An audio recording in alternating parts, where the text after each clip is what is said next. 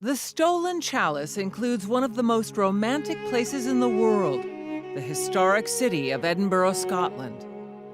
If there ever was a city to conjure up mystery and adventure, Edinburgh is perfect. From every vantage point, the 12th century ramparts of the historic castle are visible.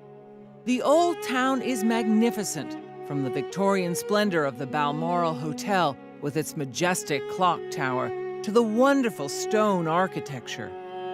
There are slate roofs, towers, and turrets, and the eerie atmosphere of a haunted old graveyard called Greyfriars.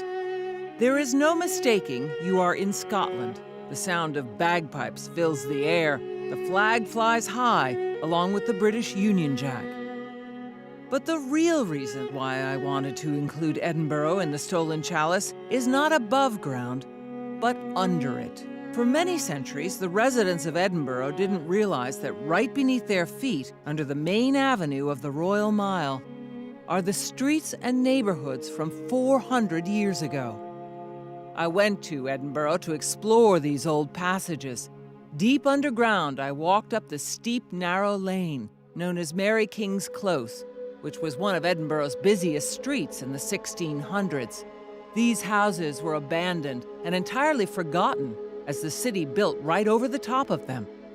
As described in the Stolen Chalice, the street is flanked on each side by the original tenement houses, 7 stories high, and looks pretty much the way it did in 1644 when plague struck its inhabitants.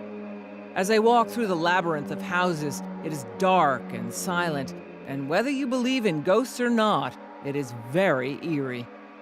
In the ancient dwellings, fireplaces and even old wallpaper is still faintly visible.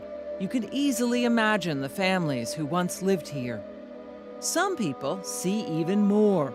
Visitors often report seeing apparitions, and some psychics claim they are overwhelmed by paranormal activity. There are reports of a ghost, a little girl known by the name of Annie, who died in this room, abandoned by her family during the bubonic plague. People who come here leave toys and trinkets to comfort her.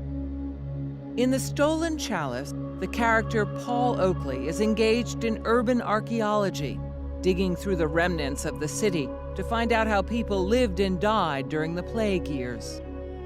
In real life, modern archaeologists are doing the same. Edinburgh is rediscovering its past, both below and above ground, and the readers of the Stolen Chalice will be able to go along and explore with them.